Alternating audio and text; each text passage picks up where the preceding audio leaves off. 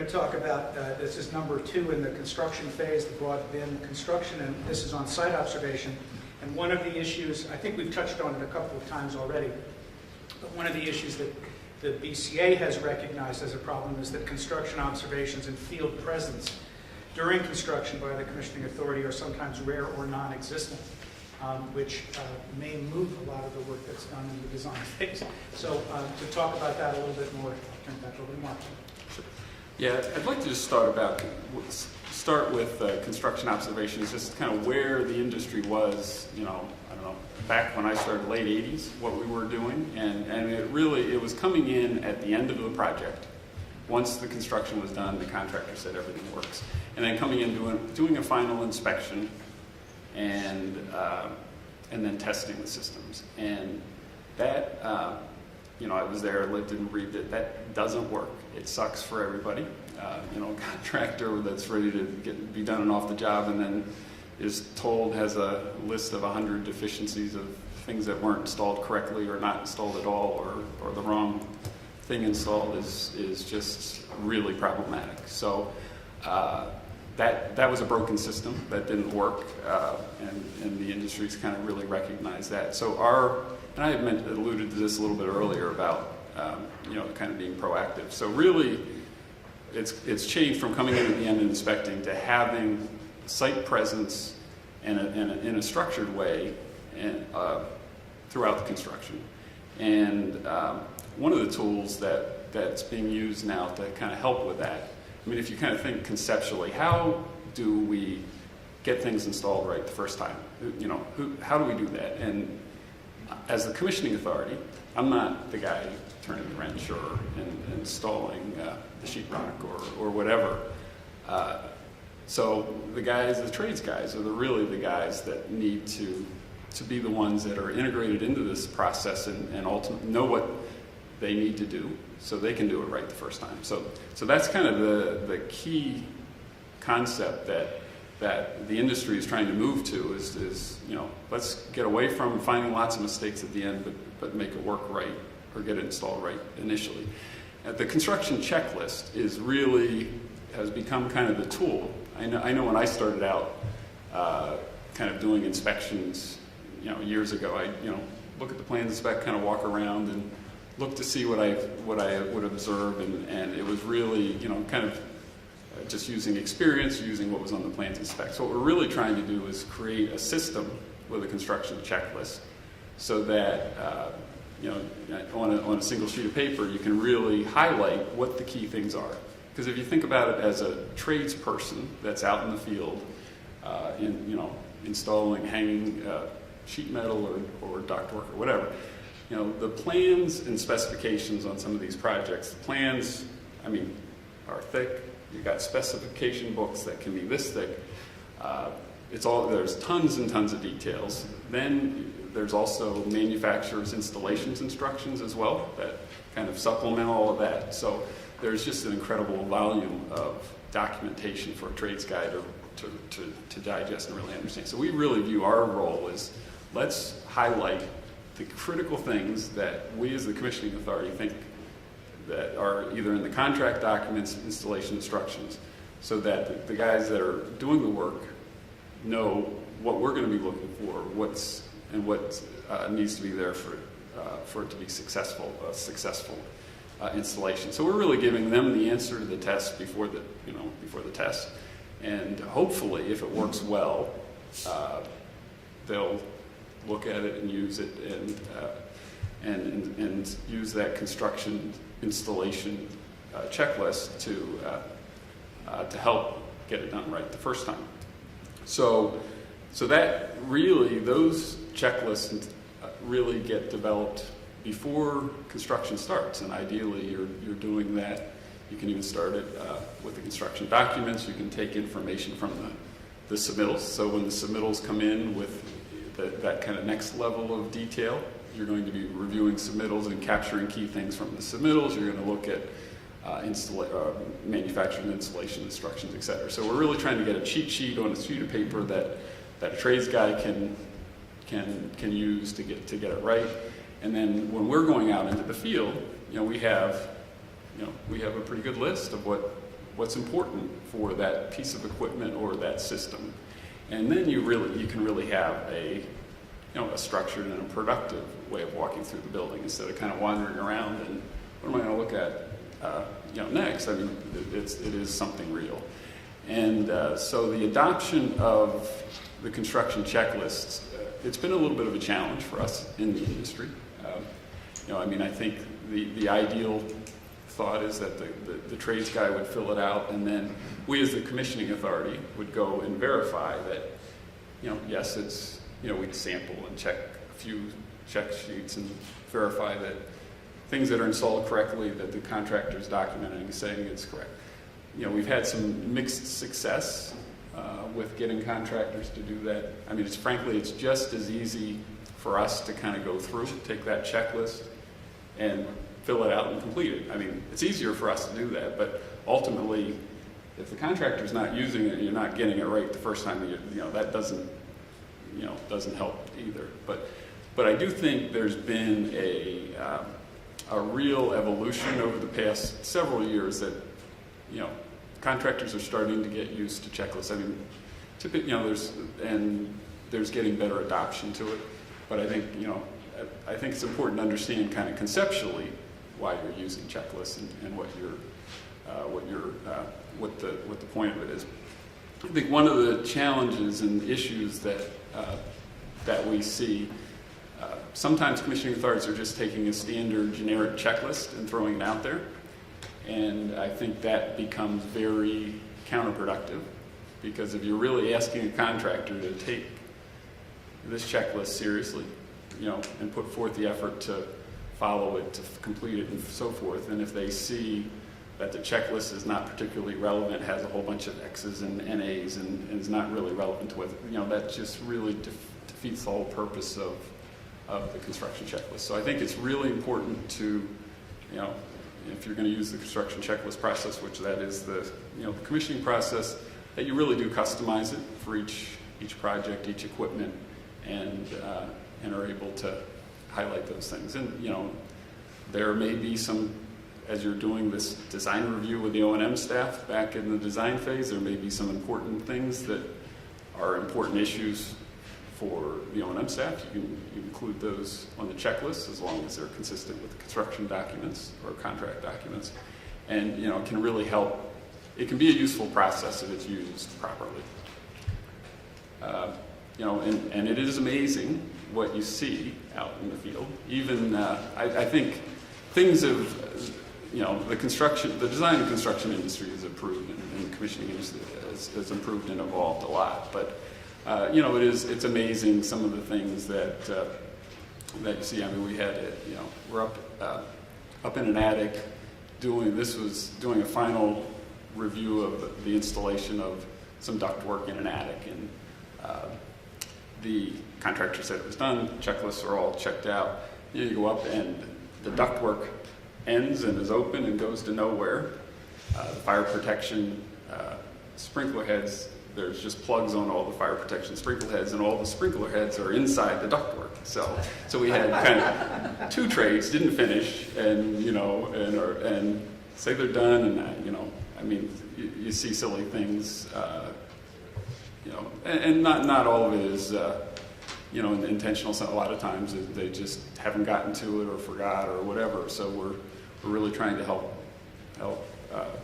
correct that. And you get other things that are just a little silly. We had, I don't know if you're familiar with louvers. So if you're bringing in outside air into a building, there's typically a louver that allows air to come in, but prevents rain from getting in.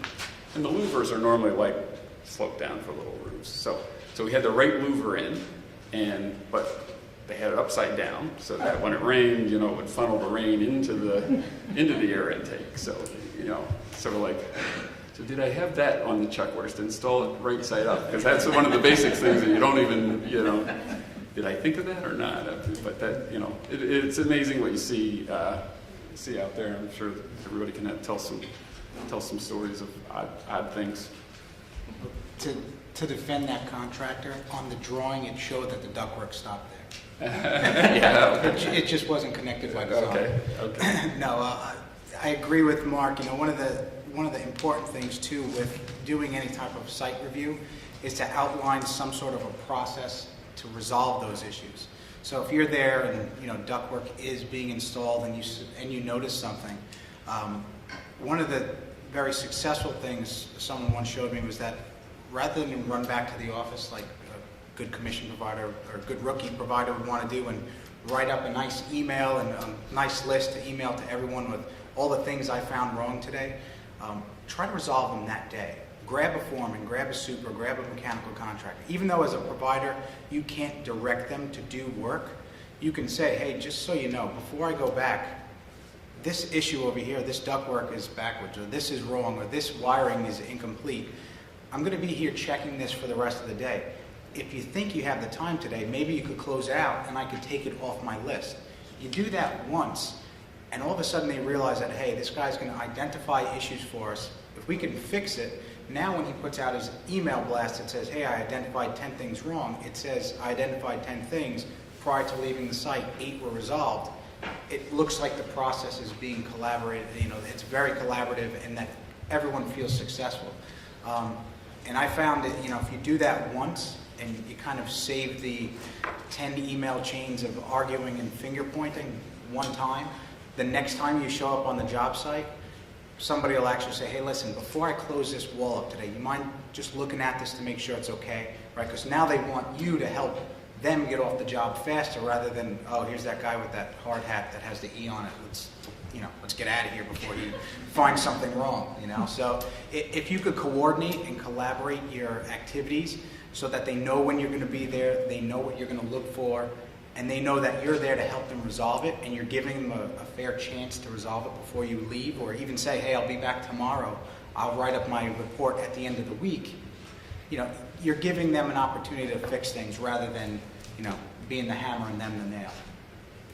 Yeah, another tool that's used a lot, and it's an important thing, when you have repetitive assemblies, so you have, you know, VAV boxes or unit ventilators or, you know, or whatever you have that's a lot of, you know, repetitive assemblies. We're using a lot of first piece inspections or mock-ups or, you know, depending on what you want to call it. But when there's repetitive assemblies, it's important to get one complete and get the whole team to kind of buy in that this repetitive assembly, you know, is done correctly. You've got all the right isolation valves, you've got, you know, the strainer, you've got all the right components and bells and whistles. So that's a tool that can be used to, you know, to kind of help with the whole getting it right the first time. And, you know, sometimes, you know, I guess the difference between kind of a mock-up and a first piece, a mock-up is typically something that you would build and then it's not used again. So, and you see mock-ups, I guess, on like exterior enclosure for walls and those types of things. But, you know, sometimes people call kind of the first piece of the mock-up because you're kind of mocking it up. But you know, kind of thinking about those types of things that are, you know, maybe a little complicated that are going to be done a lot of times, you know, and facilitating, you know, doing a, you know, a mock-up type situation is helpful. Yeah, in our experience lately, we've seen a lot of the contractors, particularly testing and balancing controls, to actually use the commissioning engineer to help them complete the job. A mechanical contractor has not finished an air handler or a piece of equipment.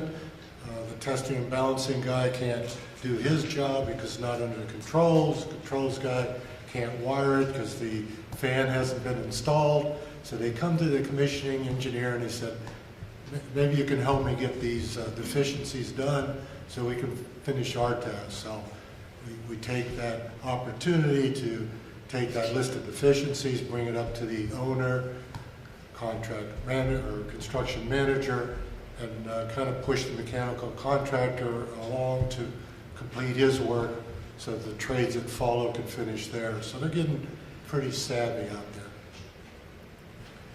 Severia touched on the combination of people skills and technical skills that it's important for rookies to learn, and it takes a while, but you do need to develop both to be successful. And, you know, we're not here just to catch stuff and identify mistakes and keep lists. We're here to deliver a great project, and you need a whole team to help create, to do that effort. And creating an adversarial relationship is not a way to do that. We need everybody on the same team going forward, and it takes some practice to be able to figure out how to do that right. And it changes from project to project, from team to team. But one interesting thing I found was when I first got into commissioning, I thought that contractors would be lax in completing the work because I would just identify what stuff they need to finish. And what I found is actually the opposite. People don't want their work to end up on that issues log.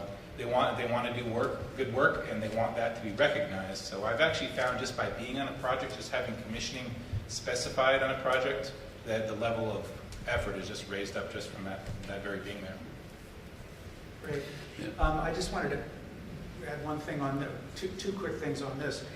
It occurred to me that construction checklist that you're talking about, Mark, and we're talking about Sarah, that a project that you developed one for and implemented it on might be a really interesting training vehicle for a rookie.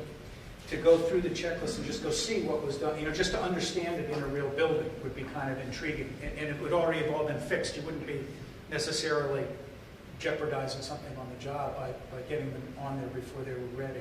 And then also this repetitive assembly one seemed interesting to me too. If you actually pull together that grouping, say, okay, do we all agree this is how we're going to do this for the next 27 of these assemblies, that would also be another interesting place to pull in a rookie, because pretty soon that assembly is 8 months later is, hey, it's very close in this other building that we're looking at. It's another repetitive. It's not exactly the same, but I sort of get it. So those seem to me to be opportunities for potentially for rookie education from a firm as opposed to from somewhere else. Okay, next. I was just going to make the construction checklist. Developing this construction as a rookie there's no better way to really learn about a project, because you've got to do some research on the design, what's in the contract documents. You got to look at installation, manufacturer's installation instructions. So, one of the things that rookies always oftentimes are asked to do is to help develop those construction checklists, and it can be really, if you with the right perspective, with some intellectual curiosity, you can really learn a lot. And I think that's a great way to help to get to learn. And then you go out in the field, and when you go out into the field, when you make a site visit, you need to have a game plan, and what are you going to look at? What's your plan? And one of the things I like to see to do is focus on a system, perhaps on that one day. Okay, today I'm going to go out and I'm going to focus on the chilled water system and kind of trace it out, really understand it, take your color drawing and make sure that you physically understand it and figure out, okay, how we'll test this, what are the how do the different components in it interrelate, and really take an opportunity when you go into the field to dive and, from a system perspective, really dive into things and really learn and develop that system. And another key thing from a rookie standpoint, commissioning is, like it or not, is about documentation. So if it's, if you didn't verify it and if it's not documented, it wasn't commissioned, because there's lots of people say, oh, we tested that and it worked.